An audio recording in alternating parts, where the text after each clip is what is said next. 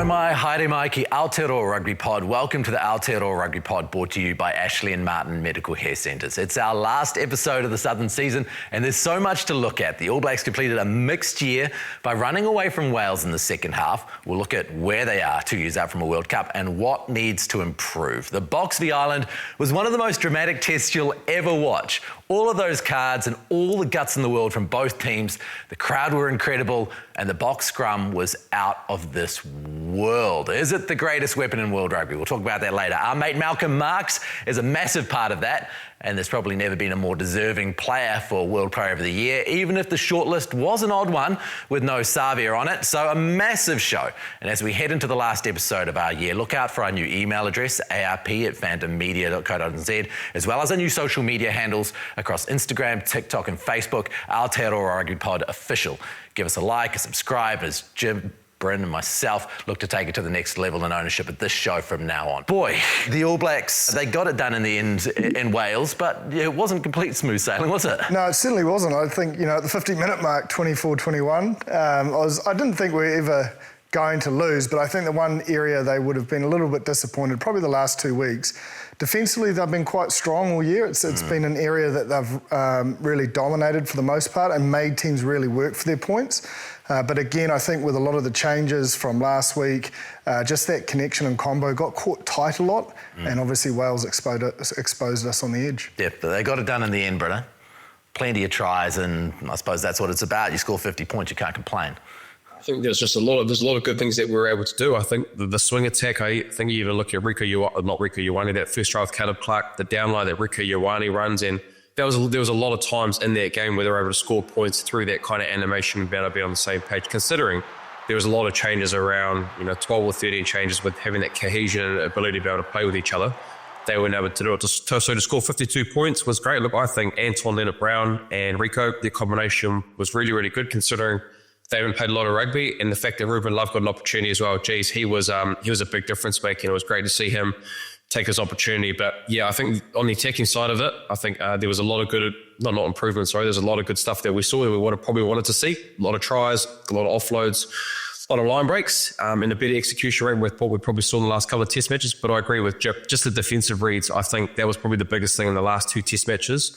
Wales, I think the first three times they had opportunities, they were able to score tries through the defensive, misreads that the All Blacks had. So that'll be one thing that Tamati Ellison and that defensive group will probably look away and thinking that they probably started the year really well, percentage-wise, have been able to make good reads and good high line speed pressure. But probably the last two test matches, just the cohesion, and the connection between winger, fullback, or even in defensive line was probably just a little bit off in the last two test matches. Can I just touch on that first try? Because I think it just shows how the little things add to so much more time and space. And you can look at the swing attack, but if you watch the clean out from Parker on the open side of the Welsh, he absolutely tackles him to the ground, but he gets him in behind the breakdown, which lengthens, and then players have to go around a little bit deeper. So they were slow to fill. Then one pass beat about 3 or 4 defenders. And then, as Bryn mentioned, the threat of Rieko Ioane just held them again. And then it was an easy, catch pass down that left flank. But I did think that midfield, but particularly the speed, you can't plan for speed. You have to stop on it. And Rieko has that speed, and Again, it's not in England, it's not a top-tier nation at the moment, but it definitely served its purpose, and he looked really strong out there today. Flipping it to the other side as far as the defence is concerned, and those tries that were allowed in the first few occasions that the Welsh tripped into the 22, what was happening there across the defensive line? Yeah, well, I think one is you've got to buy time, but they were caught tight, and I think the third try is a great example because they gave my favourite camera angle, and I think, again, like what Bryn said, and as we explained last week, that individual communication, and if from that angle you can see Love is almost hugging the inside defender, where it almost felt like we were caught between a rush and a hold-in press. So, and the thing is with a rush, if you don't commit fully, you're just never going to get to the man, and then it makes it look too easy. So I just think it was more a communication breakdown because we didn't need to be that tight and we had time. But if you go back to what I said about Leicester against Ireland, just those comms, like trying to draw out the players so that one pass doesn't beat so many and that we don't get skinned on the edge. And a few times we just got too tight and probably didn't get the comms early enough to say, or just say hold and push. That's your safety net. Don't try and go through with a rush defence when you're halfway house, because it always ends in you being broken on the edge.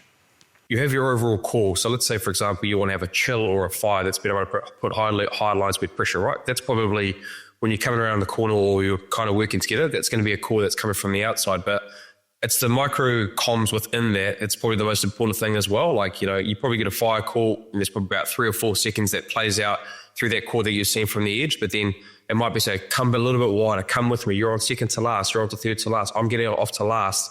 And those really small communication skills are really important. Now, I don't know if that did happen, it might have been, or it was just execution with one person, with Jib probably touched on last week, but which we probably got wrong. But yeah, that little comms on the run is really, really important. And probably, that's one thing I think they probably could improve on if that hasn't been working, if they haven't been doing that. So that's a big part of the defensive system, getting it right and talking about it consistently all the time through, even when you're making the tackle.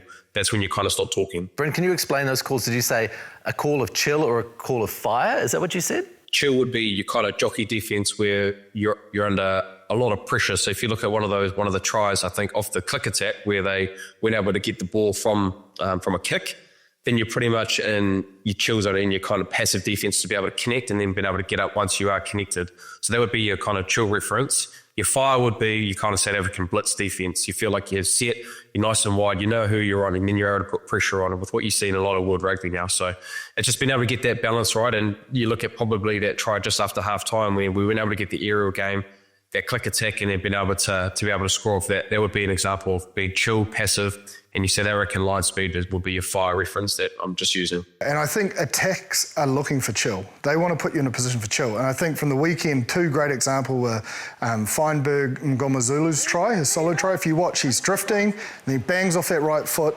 He can see their hips are almost pointing towards the sideline. He can see that it's Jamison Gibson Park.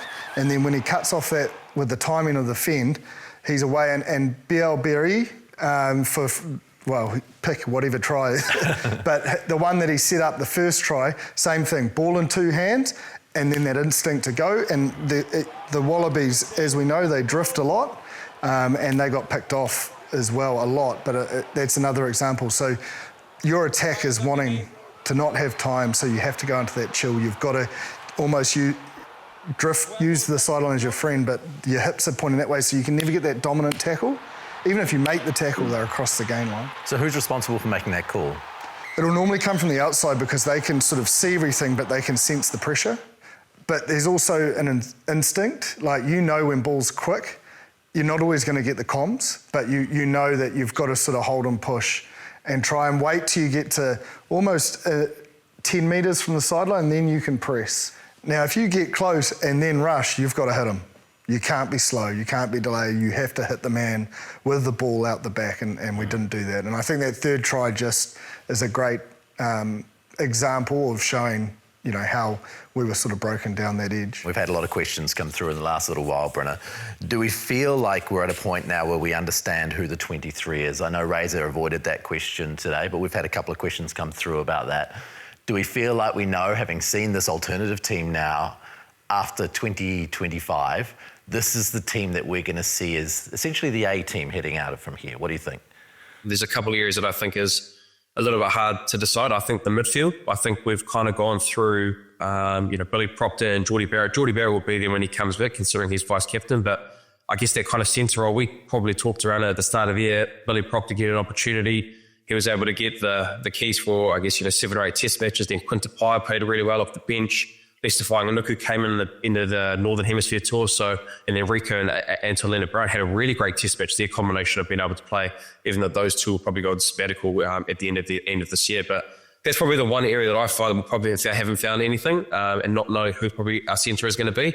We talked to our guys getting opportunities, but probably that's one area I think, our back three with Caleb Clark and how he was outstanding on the weekend as well, Jim. I think, he is... if he can stay injury-free, he's going to be a big whipper for the All Blacks, not only aerially, but with him ball in hand and fit and and running fast and getting opportunities like he did against the Welsh. Very good to watch. You know, do you want to be able to put a Ruben Love at fullback and have a Will Jordan on the wing who played really well as well? I think Will Jordan probably does enough, but I think with Ruben Love, man, he was it's desperate to probably see him given a couple more opportunities. But yeah, that'd probably be the only areas that I'm looking at. Jip, you might feel a little bit different. I guess the number 6 area maybe. Simon Parker, Wallace Atiti played well at 8, but yeah, those are probably the 2 positions that I would think would had the toughest to decide in the 23. I think everyone will know I'm not a big fan of the 123 anymore. I think it's, styles make fights, and I think you need to have the ability.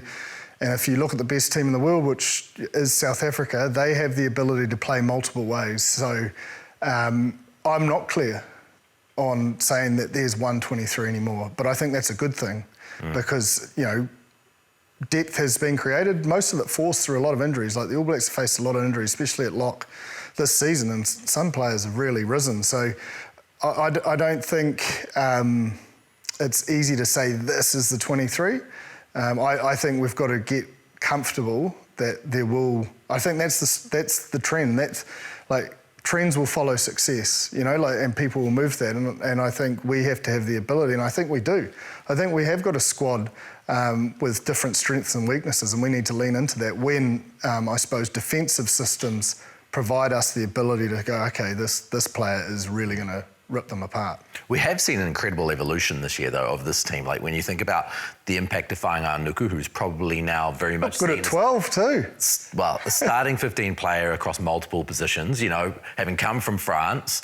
We knew he was going to come back into the squad, but the impact he's made has made him a certain starter in some way, or if not absolutely in the 23. If you're in a World Cup quarterfinal, he has to be there. Yeah, absolutely. But where? Again, I think different oppositions make.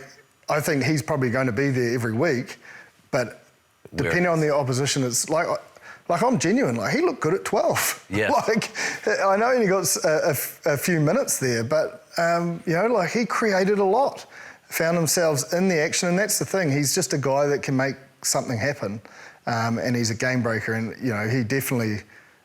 He's got to be there, but like Bryn said, Caleb Clark, you can't leave him out either. No. So that midfield is just crammed at the moment, which, 2 hardest positions on the field, centre in particular, I feel defensively, it's a good place to have stacked numbers. So we're looking at maybe loose forward as a place where Lakai made a massive impression this year.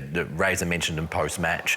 Probably wasn't necessarily in the conversation as a starting 8 at the start of the year. Now, probably in the position of being their favoured starting 8 to some degree. Well, yeah, through performances. Like his ability, I suppose, to win the collision, both with ball in hand defensively, his decision-making around the breakdown. He doesn't give away a lot of penalties, and when he enters a defensive breakdown, he either does slow the ball or he wins the penalty, which is the main result. I think, he's grown an arm and a leg and really knocking the door. I think Josh Lord's the same. He has been exceptional. So that's what I mean. It is a hard team to pick. Even though I said it last week, it's even with a loss, the depth has been created. I don't think, through our most successful years from 2011 to 2015, you could probably name the 23.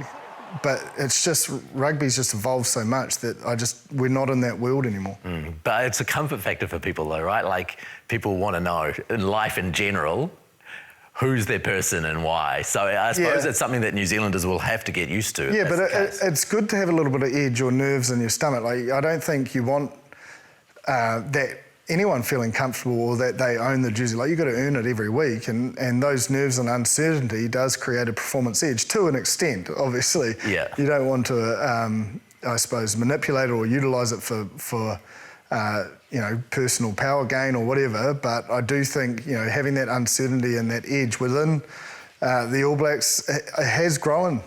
A lot of players, individually and collectively this season. Yeah, so that's part of what they've achieved this year, even if it hasn't been perfect in those games that they really needed to get up in a couple of them. Now, there was a really interesting question from Taylor at the end of the game to Razor, where Brenna, she put him on the spot, asked for a grading, whether it's an A+, B, B-, whatever. And my heart was just pounding for raises because I was like, mate, whatever you do, do not answer this question because you are going to wear it no matter what you say. And you could see him almost answering it. And then he went, oh, no, I'm not going there.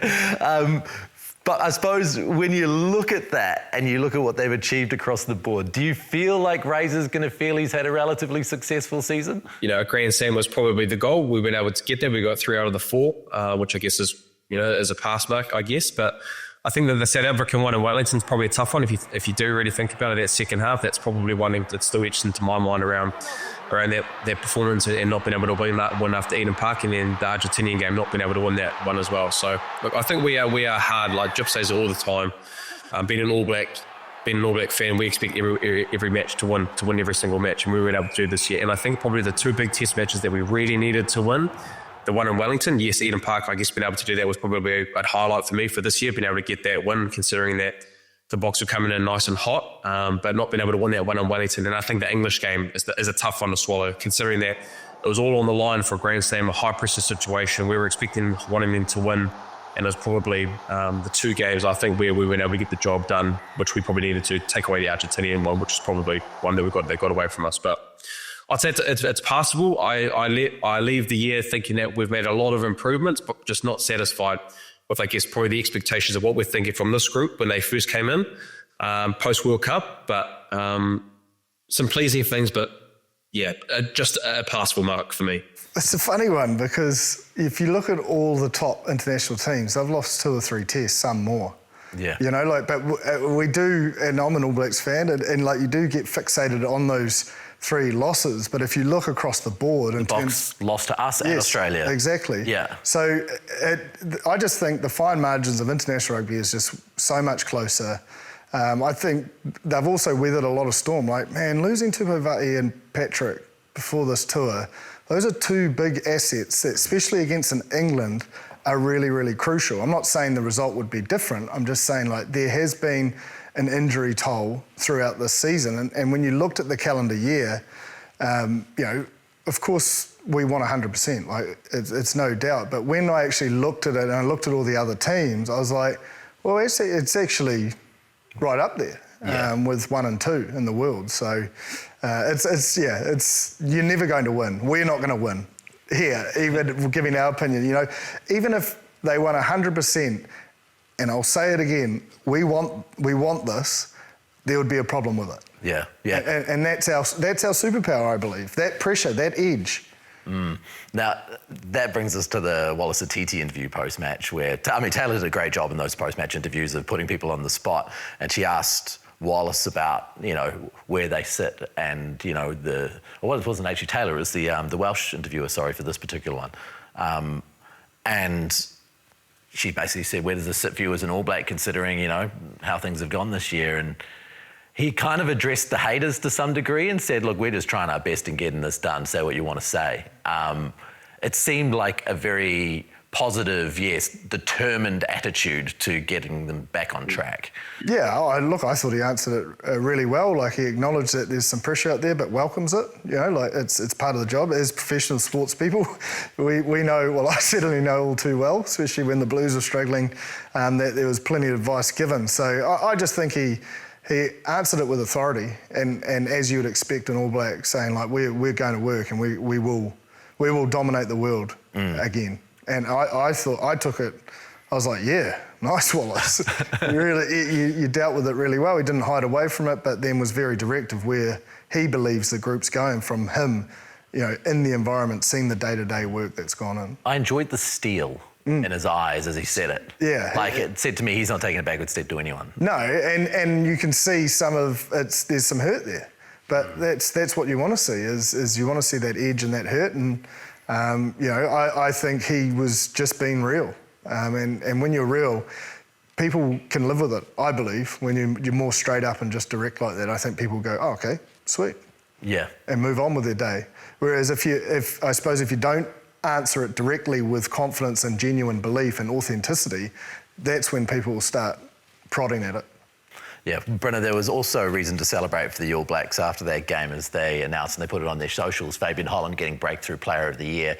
And when you consider the amount of All Black Breakthrough Players of the Year over the last few years, how they're dominating that category, it's pretty clear that the talent is still there. They just need the right direction, and it should not be a problem. Considering that, like, other teams would be very, very happy to see that many Breakthrough Players of the Year.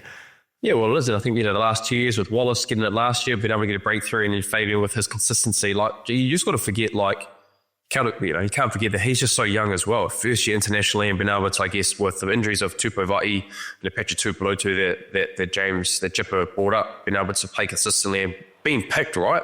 Having the confidence to be picked from the coaches to know that you're going to be put into the cauldron and being able to execute under pressure. So, look, I think the ability that to have, Wallace Atiti last year and then having Fabian Holland, you've got to give credit to, I guess, the coaching staff with how they are moulding these young guys to come through. Peter Laikai is another example, being able to be a number 8 now. These young guys are coming through and they are being able to perform at a high level. Now, there's obviously expectations for them as a group to win as All Blacks, and there is a lot of, I guess, adversity that comes with that. But yeah, look, Fabian and even Wallace last year, they're getting put in a position to succeed, and Fabian this year was outstanding considering the consistency, the high minutes for a young man in a pretty tough position with a lot of attrition when it comes to that position. So yeah, thoroughly deserved. I know we're big fans of Henry Pollock, and I know Jip probably would have thought that he could be an opportunity to win it, but look, Fabian Holland definitely deserved with his consistency and how many games and how many minutes he played for the All Blacks this year. No, I totally agree. It should be Fabian. Like, he just played way more minutes and was more consistent.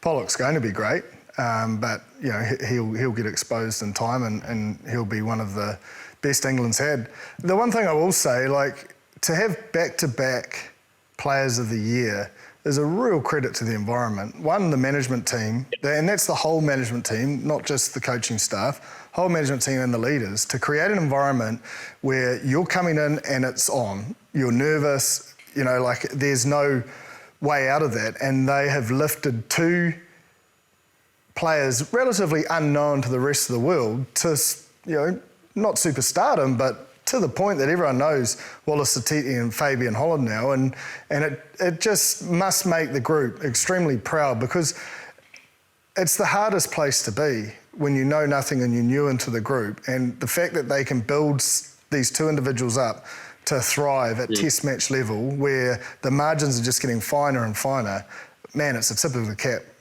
to those players and management. If you want to see a little bit more from Fabian Holland, we do have an interview that we did with him earlier in the year on our YouTube channel, so go visit that and find out a little bit more about his backstory if you want to. He's a great speaker, very engaging character, very smart character, Jipper. You can see why he succeeds. The thing I love about him is he just loves footy. Like, he just loves his rugby. He watches every game, he analyses, he's taken every strength that he's seen in, like, a Sam Whitelock, with the physicality of a Patrick Tuipulotu. Like, he's a fan of the game, and that's not coachable. You're either in it for the passion and the love for it, or maybe other reasons. And what I see in Fabian is just a true fellow codehead that just loves to get right into the, the weeds as such, to make himself, that 1 or 2% better. Yeah. Now, when we look at the big award for the year, the World Player of the Year award, in a similar way to when Ardie Savea got it, Malcolm Marx's body of work at some point was not going to be ignored, right? Your old mate had to win her at some stage, and boom, it's his now.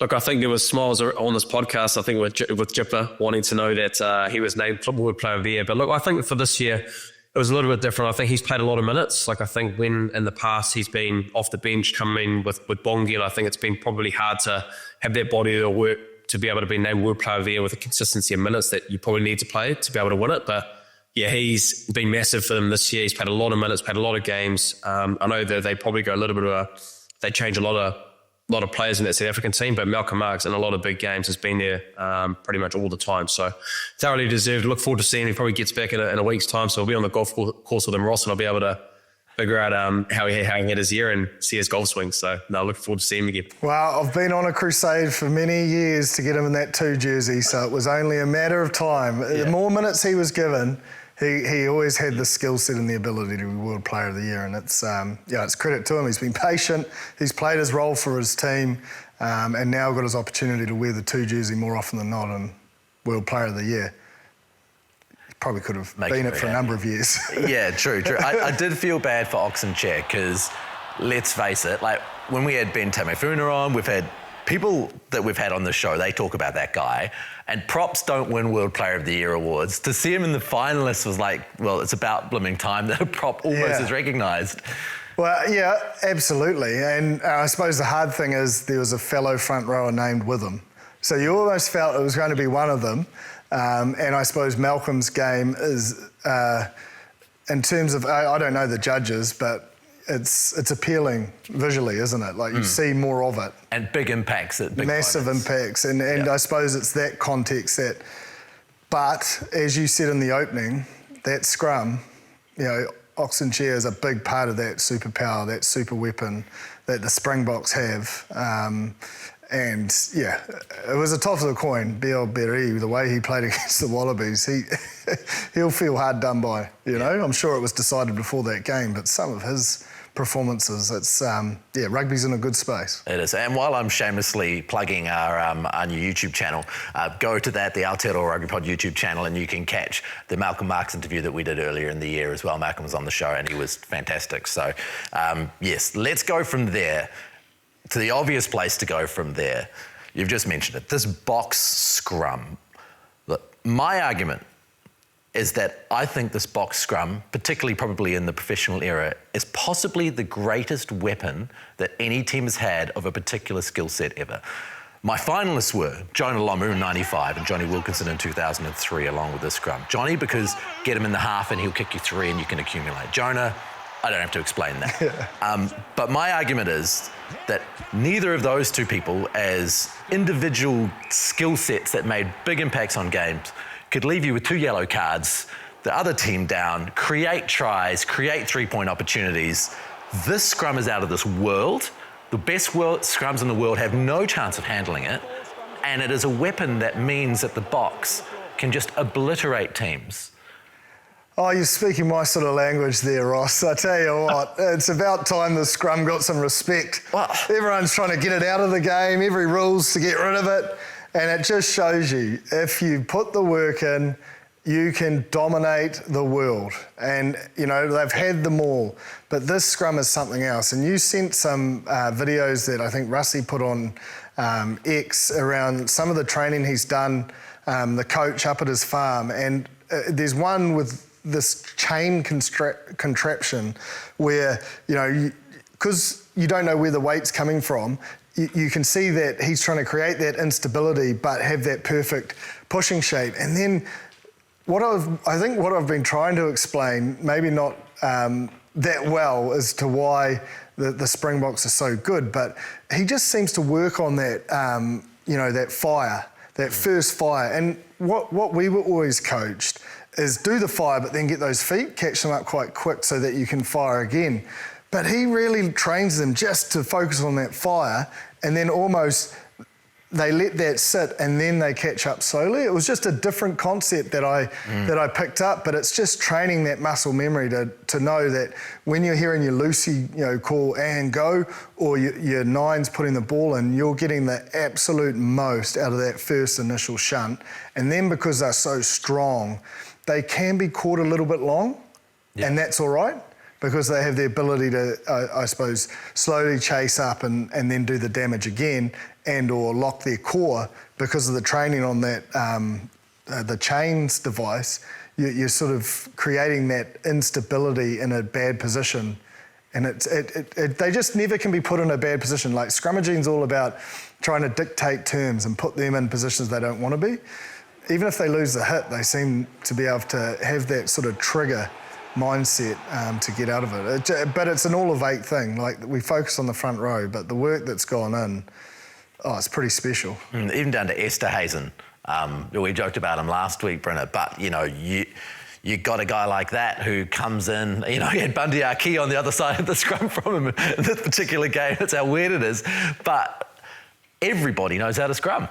There's just no out. And you just kind of felt sorry for Honor. They just keep putting him on the scrum penalties. So when they got penalties, we're going to go for a scrum again. And you just knew. You knew there was going to be another yellow card. And I think what was there? There was 4 yellow cards and a red card. We'll probably talk a little bit more around Ireland's discipline issues. But this is a little bit different when we were in the Crusaders and knowing when times got tough or when we felt like we could just go to our scrum penalty. You were able to get momentum from that anywhere on the field. You just felt that you were able to get a penalty, gain momentum. If you didn't have momentum and there was a scrum call, we knew there was a good opportunity to be able to get a penalty and then restart your attack from that. So yeah, it's impressive to watch. And I think for the world of rugby at the moment, and I guess scrum coaches, it's how do you beat it? How do you try and dominate it? How do you try and be better at it? And look, there's been solutions. I saw Ireland do it. The All Blacks did it when there's just quick hooks to be able to get the ball in and out and not being able to use that Springbok scrum. But yeah, Joe, I don't think I've seen a scrum really that is able to go toe to toe for them in world rugby at this moment. No, I'd love to go to their training sessions because I reckon that would be as close as it gets to, like they are. Their second date. Yeah, because like there is hours and hours of work that's gone into that. Like hours and hours individually in the gym, first and foremost. Hours and hours individually in their operating groups, whether it be front row, second row, loosies, all understanding what their role is. And then from what I've seen of South African trainings, I've never been at one, but any footage that's come out of it, they train how you've got to play. So they're ready for test match. Like they're ready. It's almost like the test match day is probably less intense. What do you see as a solution to be able to try to be better in this space? It's just timing. Like, again, I'll go back to what I just said. Like, it is the work. You've got to put the work in. But it's matching their timing of the transition of weight. We have those sleds here, but they have fixed sort of platforms to put your sand shoes in. Yeah. And get the fire with the weight in the gym. But what he had there with the chain, and I don't know if we're allowed to share it, but if you... We will anyway. Yeah.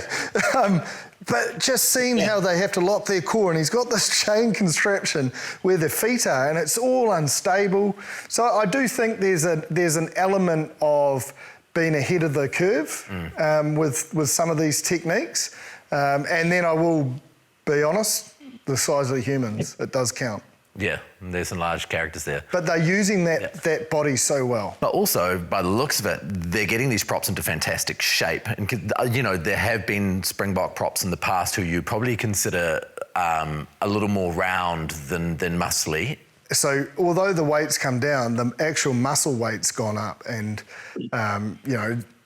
that's one aspect. But I do think his techniques of, just doing repetition, like I think that's a big part of it. They have put a lot of time. It's like a hooker with the throwing. Like I threw every day. I wanted to make sure it was just automated, that I could just pull it out any time. And sometimes when it's physical, like you've got to manage players' bodies, and you can sometimes towards the end of the season start buttoning off. I feel like they've ramped it up. Yeah, I do think it's simple in the fact that they've done the most amount of repetitions throughout a 12-month span. Yeah. So, look, if you've got any arguments against my argument that the Springbok scrum is the best weapon that's ever been in professional rugby era, I'd like to hear it. Send us an email through it, arp@fandommedia.co.nz, and we'll look to get out as soon as we get some more content out on the channel. The turning point for this week, the Ashley and Martin turning point in that game, related, I suppose, to the scrums which forced yellow cards and a bunch of penalties, was just the yellow cards, Brynner. Just left, right and centre. So 5 cards. Apparently Fiji back in 2003 copped 5 yellows, so it sounds like this trumps it as a record when you include a red. Massive impact on the game, but in saying that, the Irish were so gutsy. Well, yeah, I think Brian O'Driscoll actually talked about it on the commentary around, like, they might not win this game, but the effort and I guess the care for the jersey, you could see it, and look, it was like you could even feel the crowd. I think, 4 yellow cards, a red card, playing with 13, 14 men. I guess the resilience and character that team showed was actually great for, I guess, a fan to be able to watch, because I think we always probably knew that. You look at the back end of the game, especially when Sasha scored his try in the 47th minute, and to make it 14 points, it was probably a step too far with the scrum not being able to get there right. I guess the discipline, they had 18 penalties. Like, you're just not winning test matches, but when you've got those kind of numbers. But look, the effort and the commitment to the jersey, it was really inspiring to watch. I think just they weren't able to get the job done. But I think if you were at Aviva, you walk away from that knowing that, geez, we tried everything, considering we didn't get the calls from the ref. We weren't able to get our discipline issues right, but geez, they put in an effort to be able to wear that jersey, walk off with their heads held high. Oh, mate, it was a superb game, and the Irish were massive. And I think I've mentioned it on here before, but Wayne Smith once said, the people out there don't care about the outcome. They just want to see that you've left a little bit of yourself out there. And that crowd came to life. Oof, they were 13th, 14th and 15th Oh, at some man, point. it was just the noise. When they panned, it was just like, I get tingles. Just like, if you're a player, you can just keep going. You get up time and time again when you I suppose your country gets behind you like that. How it didn't blow out, I don't know. Like, that was just, it was unbelievable from Ireland. It was an absolute mammoth effort. The only time I question the Irish today is at 24-10, why take the 3? Yeah. I don't get that. If they'd gone down there and scored then, and then they had 100% territory and ball in the last 10 minutes. How many men did they have on the field at that point? I don't think it matters. Yeah. They definitely had men off. I get it, but it doesn't, you've got to have a short line out or something you can go to, because 3's just not going to do it. It was already, into the last 20. I felt like that was a safe option. That's the only criticism I have of the game, because everything else, they were amazing. But I think they should have tried to grab... And I think if Johnny Sexton was there, not making it all about him, but he was the sort of captain or player that says, get into the corner. We'll have a crack at this. Yeah. And sometimes you just need someone in your team to grab you by the scruff of the neck and say, we're on here. Yeah. Don't worry about the cards. Well, and they were, if they were scored. on. Yeah. They were on. Yeah. And then in that last 10 minutes when they had all the ball in possession, they could work themselves to try and get, the draw. Yeah. They did score a try while down 2 men. Yeah. That was pretty fantastic effort there. Well, they were men possessed. I just think they could have backed themselves then. Yeah. Brenna, the defence from both teams, I think Ireland only got 1.2 points per 22-metre entry. The Boks only got 2.4. So it really was a game where they were fighting for their own lines. It was just the physicality and I guess the efficiency of being able to make the tackle. I think both teams at times, the double shoulder, the 2v1, being able to make right decisions at the right time. And I know there was a lot of penalties for Ireland, but geez, they just wouldn't give up. You just could see that two teams defensively on the ball just cared about the guy next to them. And so it was a really good test match to watch. And I know they'll talk around the yellow cards, but even with the numerical advantage that the South Africans did have, it was still an enthralling test match. And I just looked at it being like, geez, this is one of the better test matches I've watched, just with what, not just the theatre behind it and all, I guess, the commotion with the yellow cards, but geez, there was some care and there was a bit of blood and sweat and tears left on that field from both sides, which I really enjoyed watching. In that backfield, was it Crowley who got back? He was outstanding. Twice in about a minute. I know, Yeah. and men down, it was like there was just a desperation on another level. Yeah, it was superb. Yeah. But let's look at those cards. I mean, first off, when we saw Sasha not get a card, it was like, oh, that's not consistent with what we've seen before. Maybe he's going to play it super conservative today and not give out any cards. Well, he started that way. Yeah. In the end, I don't even think he was having conversations with the captain. He was just pulling them out of the pocket. Off you go. It wasn't comical, but it was comical. I think the James Ryan one's a great example of, this team's big, physical, and you want to set the tone. Forward packs get into this mindset of right, when he just... there is just the balance between sort of fire in the belly, cool upstairs, and this is what makes South Africa hard to beat, because you have to do that. You can't avoid that. What he did, yes, he got it wrong, but you have to impose yourself physically on South Africa to make them go, oh, this isn't going to be that straightforward today. But that's what they kind of want from you too, right? The pressure that the Boks put on, Bryn, they make you do things that maybe you shouldn't really do, and their pressure game just gets you there, and then someone acts out. I do think it's the weak build-up though as well, coaches understand, and I just think as a forward, I've been in rooms where they're just right, we've got to set the tone, and you fly off the handle in the first 5 minutes and you're just what have I done? Yeah. But it's just been building all week, and that's what it looked like. Ryan's not he's not a I suppose, a malicious player. Like, he was just, oh man, I shouldn't laugh, but it was quite funny because I was like, he has just dived head first into the ruck. In the presence of the World Player of the Year, of course, you've got to be quick, but I suppose you've got to keep those feet moving. Sorry, Bryn. He just absolutely launched into him. Like, it was just taking off his feet. But to your point though, Chip, like, I think especially when you're playing the South Africa, it's a physicality game. And the Irish forward pack would have known going into that game that we've got to try and win the physicality battle. And so, unfortunately, he's just got it wrong. And look, we've touched on the scrum pressure that, I guess, with Porter, the line-out maul, the penalty try to be able to have a yellow card, and I guess just a few brain exposures for Prendergast and Crowley, where they're under pressure the whole time. So, one thing Andy Farrell he'll be proud of his group, I guess, the resilience that they did show, and a lot of care for that, for the Jews in the game. But you just can't win test matches, especially against the South African team, having 18 penalties and 4 yellow cards and a red card. 4 yellow cards and a red card against South Africa. There's no way you win against this match. It's a hell of a shift from the ref as well. It's so easy to pull out and go, okay, I've given a few, I can't give them another one. Yeah, especially when the crowd's on you. Like, the crowd was giving it to him. But, like, he wasn't wrong, but I've never seen it just keep coming. That's why I think the skipper just stopped talking to them. Yeah. He was just like, okay. I'm done now. Yeah. Especially when Snyman, his yellow card was rescinded because of a foot in touch. And he was like, this isn't your night. No, it's certainly not. He just trudges back onto the field. It was bizarre. That was the thing. It was just, it was a bizarre game. But at the same time, while there weren't many tries scored and there were yellow cards everywhere, and it was all of the things that you don't think will create a spectacle, created the best spectacle.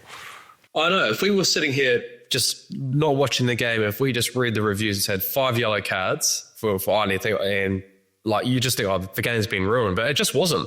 Like, I know for Ireland fans, they probably wanted 13, 14, 15 players on the field, but the theatre around it, the emotion from the Irish players when they were able to, stunt the momentum of South Africa when they were trying to score a try, you could just feel it. The crowd came to light as well. So probably the booing, obviously with the ref as well, that kind of stuff. It was just it was enthralling. It was a different watch. If you tell me before the game, if I saw 4 yellow cards and a red card, I would probably be sitting here like, this ruined the game. But that was far from it. It was a great watch.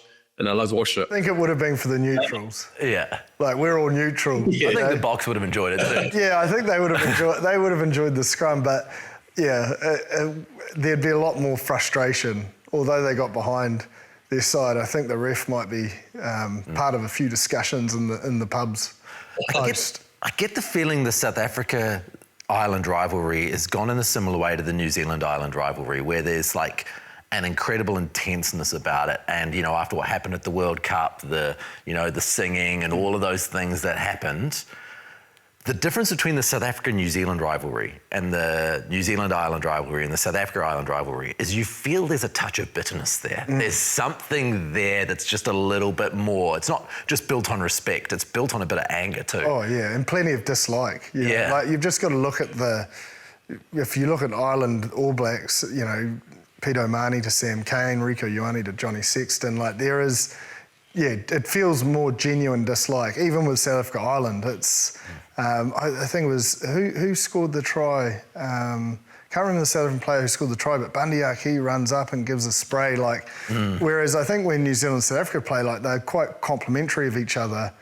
It's quite civil in the build-up and civil on the field, and I think that's probably because of the history and the length of time, but there's definitely an edge. Yeah. Ireland bring plenty of edge out of both South Africa and... To be fair, it's two of the Kiwis that bring the edge. James Lowe gets under their skin, Brynner. It's something terrible. Well, James, I did that before he went to Ireland. That was always part of his DNA, to be able to get under the skin of players. And so in Bundy Aki, he was obviously... quite passionate with not only what Jip referred to, but even like trying to hype up the crowd when they're under pressure with 13 men. So, a bit of not animosity, but I guess a bit of feeling between those two nations. Of Of course, we love your input into the show. So it's important that you know our new email address, arp@fandommedia.co.nz. If you're asking what is Fandom Media, that's our new production company. When I say our, that's the three of us looking to go to the next level with the show. That includes our social media offerings. Until now, we've been solely on Sky's platforms, but we have a new Aotearoa Rugby Pod YouTube channel, which you'll see is collating this week with Sky. So please like and subscribe there. Plus, we have the Aotearoa Rugby Pod social media platforms across Instagram, TikTok, Threads, and Facebook. So you'll see the handles there. So please give us a follow and a like. We appreciate your support. So stick with us. And if you have any ideas for the show, like guests or segments or content ideas, drop us a line. It's your show as much as it is ours, and we'd love to try to get into a few of those ideas. So we appreciate your ongoing support with the show as we look to go next level in the future. Okay, boys, next level in the future. Is Australia going to go next level in the future? Because, boy, this year's been a weird one for them. We were saying, oh, they're back, and now we're saying, you've lost 10 tests in a year. Yeah. There's just some. Skelton's a key cog, and he's not been regular. Tupou's the same. Valentini's had some injuries. I think their forward pack, if they are to be genuine in 2027, they need to be able to, I suppose, have a bigger physical presence across 80 minutes. Like, they can score points. They've got plenty of points in that back line, plenty of points in that forward pack skill-wise, but defensively, too often they're caught tight or they're holding and pushing, and as we saw with the French, they took them apart. So, and they just can't rely on their set piece. They get plenty of scrum penalties against them, lost a lot of lineouts again against the French. So if you don't have that platform, international rugby's hard to win. And I suppose the frustrating thing for the Wallaby fans is they're still in games. So if they could just tidy up that set piece and maybe be a little bit more aggressive on defence, it's all there for them. Yeah, and unfortunately they went 0-4 on the tour. And I think, how many losses did they have this year? Was it 10 all up, Ross? Yeah, a lot of tests. They played 15, but 10 losses, yeah. Yeah, so, when we probably look at that British and Irish Lions game, where they probably should have won the series if we're being really honest around that 30 test match. So I guess that's probably the most frustrating thing for Australian fans, is that you have the British and Irish Lions, which probably, are right up there with one of the best teams in the world, to not be able to get those results in the Rugby Championship, and probably more so in the Northern Hemisphere tour. It's a bit tough. I think the defensive issues is one thing that they've got to try to fix. I think if they're going to continue to keep being a passive team, especially with the attacking brand that World Rugby is, especially with the top tier nations, they're just going to fall behind. It's going to be too hard for them to be able to use the attack from there with the defensive issues that they do have there. And I think the steel around, when they do have the Skelton, your Valentini, their Tupous, when they do have those guys on the field, they do have that kind of physical presence, but they just don't have it if they're not there. Not consistently enough, I think, to be able to be in the top four. So, a tough year for the Aussies, but I think, there is hope. I do look at that British and Irish Lions series, and I know Joe Smith is leaving, and hopefully Les Kiss will be able to bring his own, feel on the team and be able to bring it somewhere a little bit different. But there's some really good things that Joe was able to put in as well with his time with the Wallabies. What do you think about Les Kiss and how he might approach it, given what you've seen from Queensland? Well, him and Joe are close. They've coached before.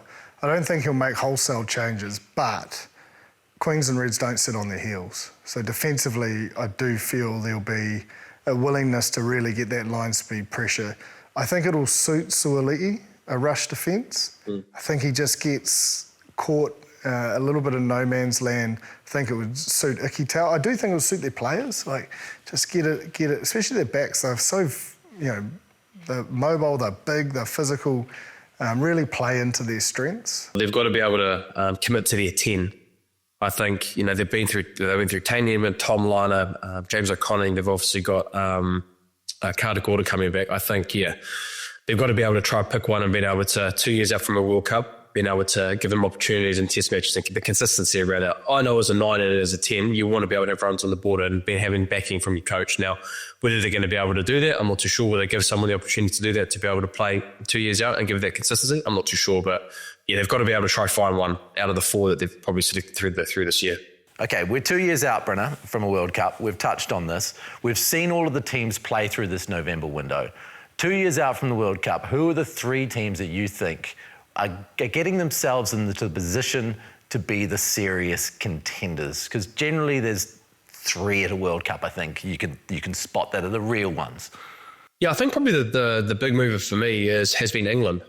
I think with the way that they've played post-Spain in New Zealand and the tough work that they probably went through during that period at Steve Borthwick, I think their growth and the way that they are playing, I think they're definitely 2 years out from a Rugby World Cup. They're only going to get better, especially in that attacking space. They're going to get a lot better. So I think England is definitely one. You think South Africa definitely. I think the way we are, we're probably in that conversation around how we've played and where we are probably ranked as well. I think in 2 years' time we'll be there or thereabouts. But I think for England and I think Ireland as well, I think Ireland will always be there. I think the way that they do play, now I guess their challenges is they've had a lot of those players have played a long time. Are they going to be able to get to the World Cup? Your likes of your Porter, your Furlong, all those kind of guys that have played a lot of minutes, will they be able to make it there? I'd like to think so with how they do it in Ireland. But I'll probably say the big move for me, Ross, was England in the way that they've played during this Northern Hemisphere tour. England are a serious threat. And I think even if you look at it, they've blooded a lot of players as well, but still managed to keep winning. It's not a B team, like it was the best players they could select to go play RG after they'd beat the British and Irish Lions. Man, they did the job over there. They've been extremely clinical and their run meters have just gone through the roof. It's a total different England. Don't get me wrong, they can go back to the old England style too, but they're starting to slip into that South African sort of category of being able to play multiple ways, and wherever you push them, they almost have the belief and confidence they can get out of it. I think when you look 2 years out, you want to have done all your, I suppose, blooding of talent and know where your top 50 are at and when you can call on them. And then the focus would be, I think, going into this next 2 years is refining that down to this consistent 23 that everyone craves, like to a consistent 23. Yeah. So then when you hit the World Cup playoffs, you really might be making clear. 1 or 2 changes a week, but in the most part, you're in that spot. Yeah, but I also think it's like, okay, if we play this team, we know that this is our 23. If we play this team, we know, like, everyone's clear. Right, so every single game you're seeing as hey, we've found the weakness, this is our game plan against them, let's go. Yeah, but I also think, like, the way South Africa have done it, the players know it, like, it's not an emotional thing not getting selected. And I think actually depersonalising that selection is one of the masterstrokes of Rusty, because even when we had Malcolm Marx on, he was like, I'll just play whatever role. Like, I know that I've got certain strengths and weaknesses, and Rusty knows when to utilise them. Like, it's quite whereas, a lot of other teams, it's like, I want to be selected. Yeah. Oh, and speaking of that, Bryn, at 39 minutes when Rusty brought on the front row, like, it was incredible, the masterstroke. He was just like, I am going to nail them right now. That was ruthless. I laughed when I saw it happen. I was like, we all know where this is going. I bet your Ireland fans were laughing when they saw that because they knew exactly what was on. So, but yeah, and look at it. To come back to Jip's point around utilising the skill set of your players and being able to be able to pull trigger whenever. There's been 7-1 splits, 6-2 splits. We've seen the bomb squad come on in 30 minutes, so the initiative work of what Rusty does, I guess the feel to be able to have trust for players to be able to do that, and the depth that's been built up, not only this year, but the last couple of years post winning a World Cup. South Africa are in a really good place. And we touched on it at the start of the year that they were a sleeping giants, more so on the attacking side of it. And with Sasha Feinberg-Ngunzulu being selected as their 10, and I guess you'd have to think now he's going to be there pretty much consistently throughout going into the World Cup. They are a scary beast, and they are only going to get better. And I think that's the worry thing for New Zealand and World Rugby, that they're only at the start, I guess, of where they could be in 2 years' time going into a World Cup. We know South Africa are going to be there, but this English side's going to be the way they're utilising their bench, the way they are keeping the ball alive, their kick strategy, like they're really, really clinical. The only one area which is surprising for England, they struggle at line-out time, which is not like them. So we know that they were can be without Chesham, weren't they? Yeah. But not even that game. Like, they have just struggled at line-out time. So, it's exciting. I still think, I have to say, I think with all the injuries we've faced as well, I think the All Blacks are well placed. Richie Mo'unga coming back, that creates competition in a key position. There's still a lot of belief that the All Blacks can turn up on their day and deliver. We'll see what happens. Well, thank you very much again for a wonderful year. Thank you to Tripper, and thank you to you, Bryn, as well, for another wonderful year of the Aotearoa Rugby Pod, and thank you to all of you who came into the show and watched us and clicked on our content across the different platforms. Please continue to send us emails at arp@fandommedia.co.nz. Get onto those, the YouTube channel, the Aotearoa Rugby Pod YouTube channel. Get onto those social media channels. We'll continue to put stuff out through the New Zealand summer as we head into the winter again next year. So stay engaged with us. We love making the show for you, and we'll carry on with it next year. Thank you to everyone here at Sky who's helped put the show together this year, behind the scenes. Do a wonderful job. We really appreciate all of you. And thank you very much to Ashley and Martin as well for the support you've given us throughout the year. It's been really wonderful to have you on board. So we'll see you again soon. This has been the Aotearoa Rugby Pod. Ngā te wā.